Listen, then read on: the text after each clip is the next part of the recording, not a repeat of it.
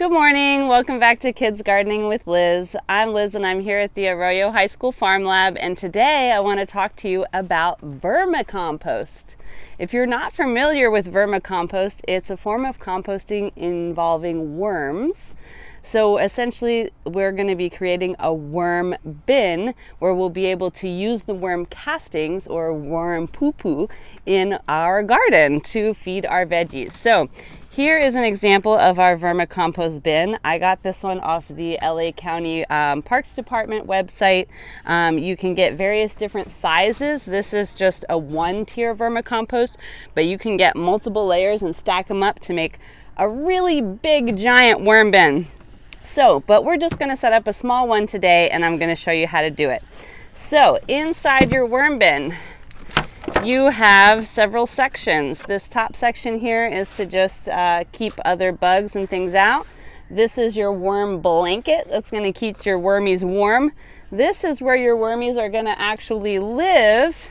And then down here is where your worm castings or worm poo are going to be collected.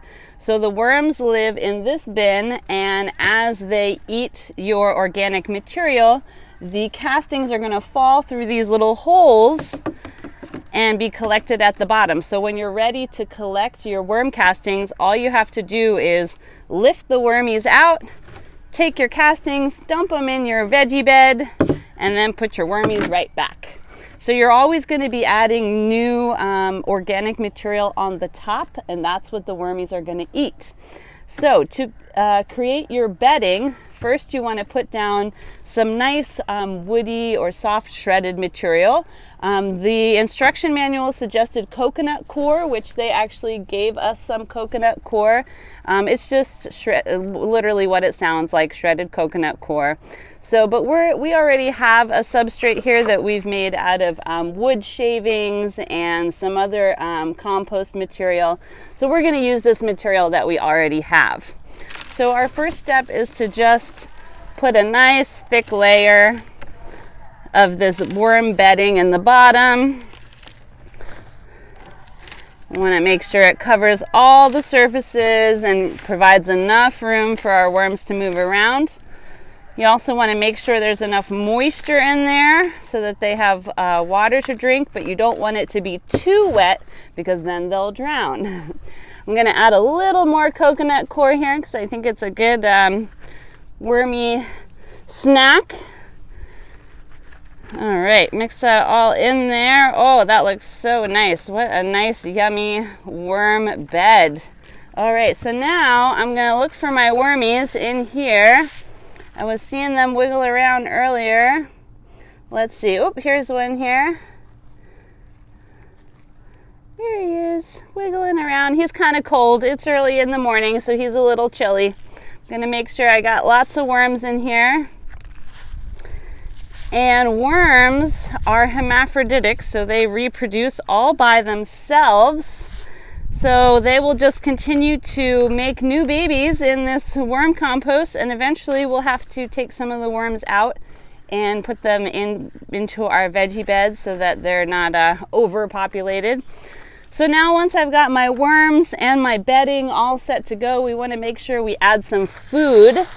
So worms really like any organic material, garden scraps. This is some old lettuce leaves, but you can put pretty much any organic material in here, veggie scraps. You want to not put any other types of food scraps like oils or meats, but pretty much anything else organic coming from your kitchen can go in your vermicompost. And then your final step is going to lay your worm blanket over the top. This is going to absorb any excess moisture and also provide a nice little cover for the worms, keep them warm when it's cool and keep them cool when it's hot. And then I put my lid back on. That's just going to keep the worms from crawling out of your worm bin.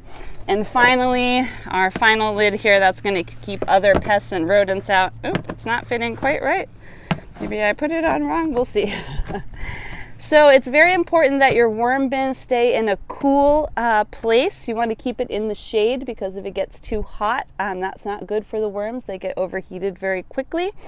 And then you want to harvest your worm castings every couple weeks. So to harvest, I'm just literally going to lift all my wormies out and collect the castings from inside and then put my wormies right back. So that is all for our vermicompost. If you have more questions about how to make your own worm bin at home, you can reach out to us through ecourbangardens.org. Thanks so much, and please subscribe for more videos. Bye.